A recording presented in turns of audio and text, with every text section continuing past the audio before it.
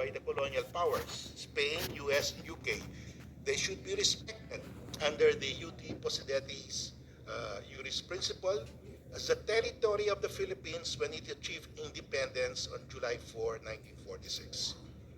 Now, so to know the extent of Philippine territory that must be respected by all states, we have to know the islands constituting the Philippine archipelagos. These international treaties refer to the Philippine territory as the archipelago known as the Philippine Islands or the Philippine Archipelago. So what are the islands constituting the Philippine Archipelago? We start with this map, 1734 Pedro Murillo Velarde map.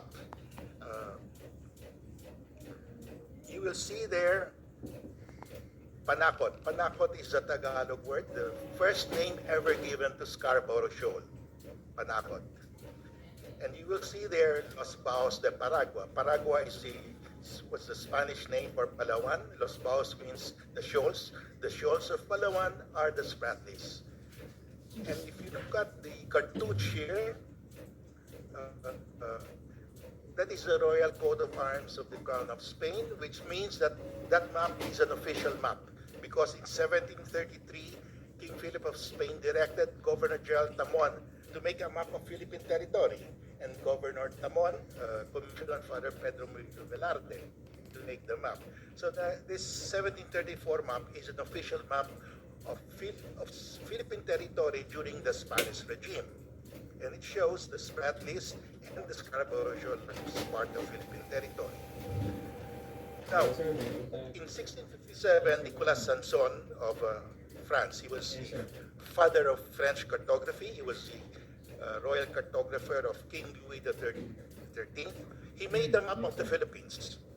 And it shows here that the Spratlys are part of the Philippines. This is 1657. The French acknowledged that the Spratlys are part of the Philippines.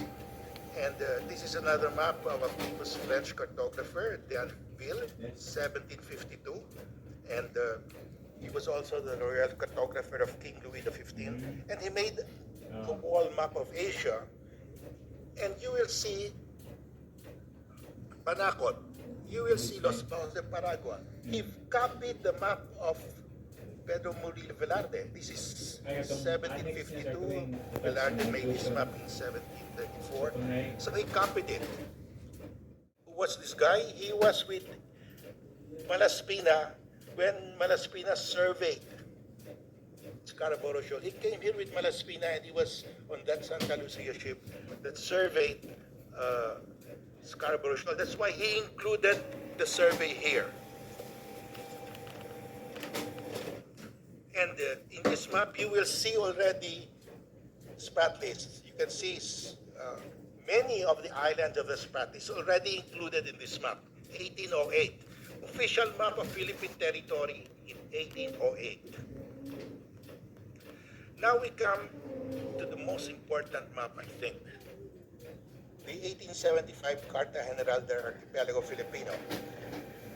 This was the last map made by Spain of Philippine territory during the Spanish regime. It was made in 1875 but reissued in 1888 with minor corrections only. The map shows, of course, Masinloc, Baho de Masinloc, Scarborough Shoal, and then it shows in detail the Spratlys. It shows Pag-asa, Tito Island, there. That's 260 nautical miles from Palawan.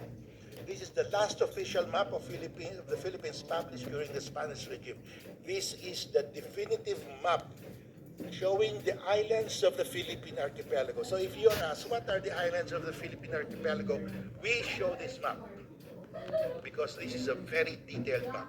This is the same map but already adopted by the U.S. The U.S. government, when it came in, had to rely on Spanish maps. So they adopted this last map of Spain and reissued it. And you will see here, issued by the War Department Adjutant General's Office, 1901, third edition. So The US adopted and reissued this map 4 times from from 1898 to 1902. 1898, 1898, 99, 1901, 1902. But they superimposed the military telegraph lines, cable lines of the military, the Eastern Cable Company's lines, and the military department. Exactly the same map. They just put those lines in red. So if you look at the three maps that we have, the Pedro Murillo Velarde map showing Scarborough Shoal as part of the Philippines, that's Panakot. The 1808 map, Carta General, very detailed now with the survey of Malaspina, and the 1875 map with depth soundings now here, even further. Depth soundings were made by Captain Montero, I will explain later.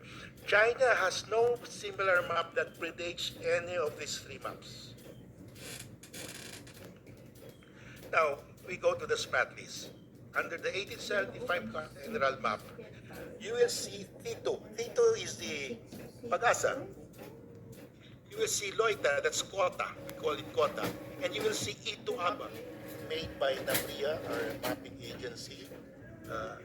You will see here Pag-asa. You will see here Kota. You will see here Ligaw. Ligaw is the Ito Aba. So it follows.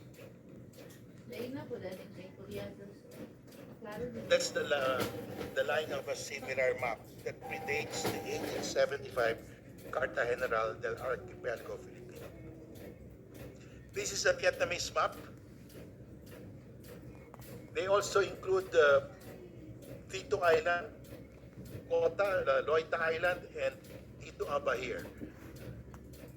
You will see here the Spratly. The Spratly is outside the KIG lines. We have not claimed Spratly Island. Well, in the 1875 Carta General, it's there, but when the PD came out, we did not include it, so we're not claiming it. And that's occupied by Vietnam.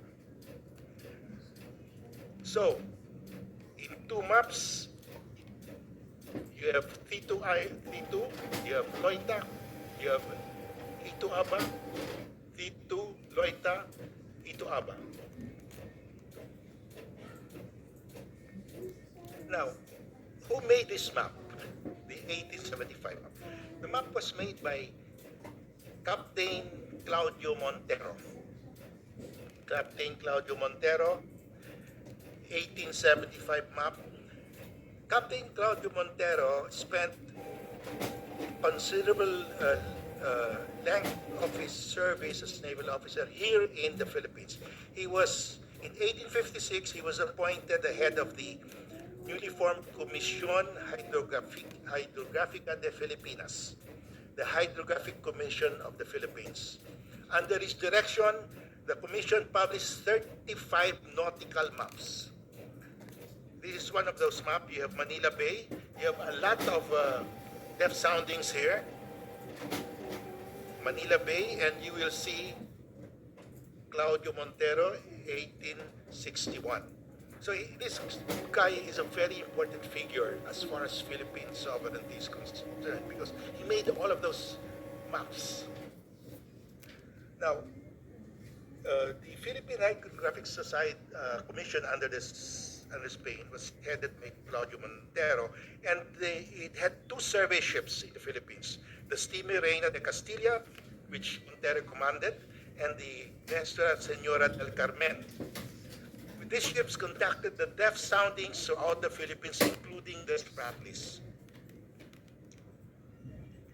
Now, we come to the Treaty of Paris. Unknown to many, the Treaty of Paris had a map attached to it. This is the map of the Treaty of Paris.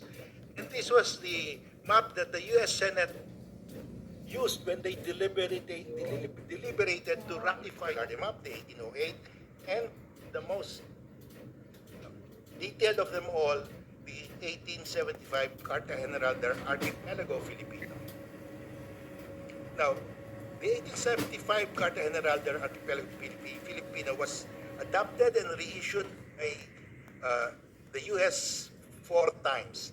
In 1898, right after the signing of the Treaty of Paris. The Treaty of Paris was signed December 10, 1898. A few days after that, the U.S. issued the map. Because the U.S. believed that what was needed to them were the entire islands there in that map. So they reissued it. Again, they reissued it just before signing of the Treaty of Washington, 1901. After the signing, they reissued it. And finally, 1902. So this map was the map that the U.S. considered as depicting all the islands of the Philippines. We have a copy of this map. The 1734 Pedro Verde map has been donated by Mel Velarde to the National Library, but we do not have an original of the 1875 Carta General. And these are very important historical documents because they establish Philippine sovereignty. So hopefully we can find a copy of this map and we can give it to the National Library. Now, that 1875 Carta General figured prominently in the 1928 island of Palmas case. In its memorandum, the U.S. submitted the 1875 Carta General map to the arbiter. It was Exhibit 11. And in the memorandum, the U.S. said,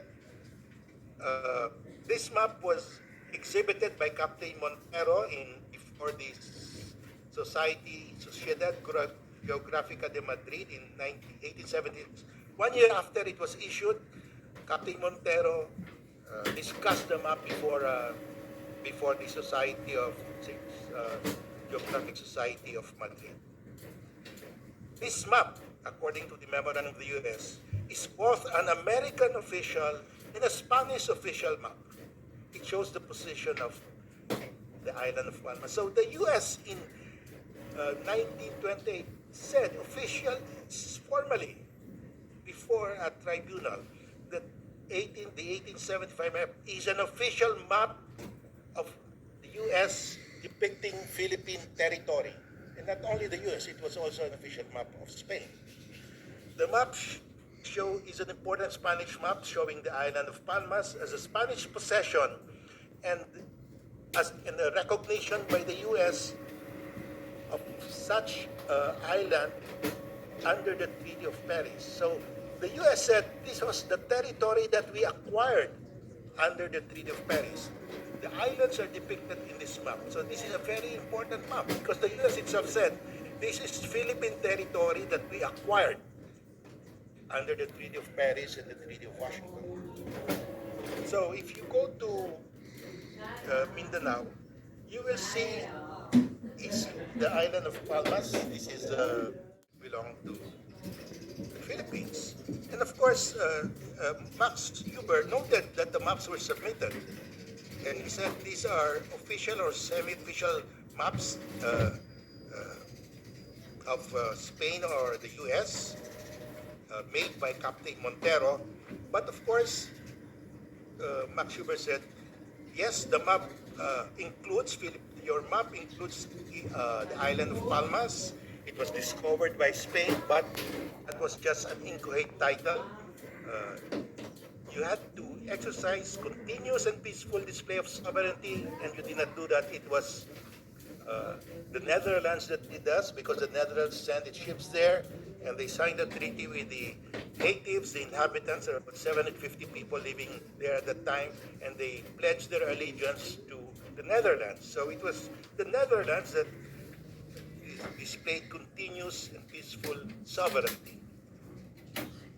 That's why we lost Islas Palmas there in that case. However, Max Huber made a statement that is relevant today. He said, there is a difference between inhabited and uninhabited territory. The requirement of continuous and peaceful display of sovereignty will not apply to something that's uninhabited, if it's inaccessible. So uh, this doctrine of mine applies only to inhabited islands. But he stopped there. It, 3 years later, the Clipperton Island case came up, 1931. Uh, France claimed Clipperton Island an uninhabited island. And French ship, commercial ship, but chartered for the purpose of going there by France so that the island can be proclaimed as French territory. So the officer commissioned to do that read the proclamation for the ship. They made one landing and came back. And that was it. They went to the nearest island that had the government, the Hawaii at the time, and they published in a 2 by 2 inch advertisement that Spain had proclaimed it as part of French territory. And that was it. And the arbiter in that case said, because Clipperton Island is inaccessible, uninhabited, then that was complete already. The proclamation was complete. And this was further refined in the legal status of his tribunal case, where the court said, since there are no other claimants, and the inland areas of Greenland, the eastern Greenland, is inaccessible, it's very cold, so you don't have to occupy it actually. So when Denmark colonized the warmer areas of Greenland Island, that was enough to cover the unoccupied territory because you do not have to occupy areas that are not accessible, that are not habitable. Islands belonging to the Philippine archipelago lying outside the treaty lines. Now, in 1938, the Philippine Commonwealth was run by Filipinos, and they were worried that some other country might claim the Scarborough Shoal. And so they asked the Americans, is Scarborough Shoal part of Philippine territory? Because we want to put a lighthouse there, because other countries might claim it. And the Secretary of State, Secretary Hull, replied. He said, because of the absence of other claims, the shoal should be regarded as included among the islands ceded in the Treaty of Washington of 1900. So this was an application of the 1900 Treaty of Washington, that Philippine territory included islands of the Philippine archipelago lying outside the Paris Treaty lines. It was applied in this, in the case of Scarborough Shoal. Now, in 1887, France and China signed a boundary agreement between in North Vietnam, because France was a colonial power in Vietnam, the entire Vietnam at that time, and they made a treaty demarcating the boundary, and it says the isles which are to the east of the meridian, so and so, are similarly assigned to China. Based on this provision, China claims France ceded the Paracels and the Spratlys to China. So this is the boundary line. The islands here, according to the French, were ceded to China. But the Chinese now are saying, oh, because of that provision, we also own the Paracels and the Spratlys. So the French sent a note verbal China that that boundary treaty was applicable only to the Monkey area in northern Vietnam and did not apply to islands several hundreds of miles away from the delimitation line. In fact, the 1887 boundary treaty never mentioned the Paracels or the Spratlys or any island in the South China Sea. More importantly, in 1887, France had not even claimed the Paracels and the Spratlys. France claimed the Paracels in 1932 and the Spratlys in 1936. So France could not have ceded in 1887 territory that France never claimed or possessed in 1887. Neither had China claimed the Paracels or the Spratlys in 1887. In 1932, France occupied the Paracels, and the Chinese protested. China sent this protest, this note verbal. China said there are two groups in the Paracels, the Amphitrite group and the Crescent group. These groups lie 145 nautical miles from Hainan and form the southernmost part of Chinese territory. 1932, China told the world, our southernmost territory are the Paracels. These are the Paracels, 326 nautical miles from Scarborough Shoal, 405 nautical miles from the Spratlys. Very far. China is bound by its 1932 note verbal that the Paracels are its southernmost territory. So, during the dynasties, this was the southernmost territory of China up to 1912. China expanded to the Paracels, 1932, claiming the Paracels. Now it's claiming the rest here. Now, if you go to the Chinese Embassy website in Manila, you will find this claim of China that justifying why they own Scarborough Shoal. Because China said in 1279, during the Yuan dynasty, Gu Sujing built an astronomical observatory on Wangyan Island. Wangyan is their name for Scarborough Shoal. It shows that Wangyan was part of China during the Yuan dynasty. So that's their claim. You go to their website. That's their screenshot of their website. However, when China and Vietnam were quarreling over the Paracels, in 1980, China published this article that they have sovereignty over Xizang and Zhongga Islands, and because Gu Sujing established his astronomical observatory in the Paracels. You know, Gu Sujing is the most famous mathematician, engineer, astronomer of China in its history. He built canals. He built 27 observatories of China, one in the South China Sea, 26 in mainland China and Hainan. So the question is, where did Gu Sujing put up this observatory in Nanhai, South China Sea, South Sea? In 1980, China said, oh, Gu Sujing erected his observatory in Xizang, the Paracels. That's why we own the Paracels since 1279. But today we are quarreling with China over Scarborough Shoal. China is saying, oh, Gu Sujing erected his observatory in Scarborough Shoal. He put up only one observatory in the South Sea. So here, the astronomical observation point Nana is today Xizang Island. It shows that Xizang Islands were within the bounds of China at the time of the Yuan dynasty. So they used this argument against China in 1980. Now they're saying the same thing against us. And they published this in Beijing Review, an official publication of the Ministry of Foreign Affairs of China. China is bound by its 1980 declaration. It is stopped from claiming that Gu Sujing erected the observatory on Scarborough Shoal. China has no basis at all to claim Scarborough Shoal.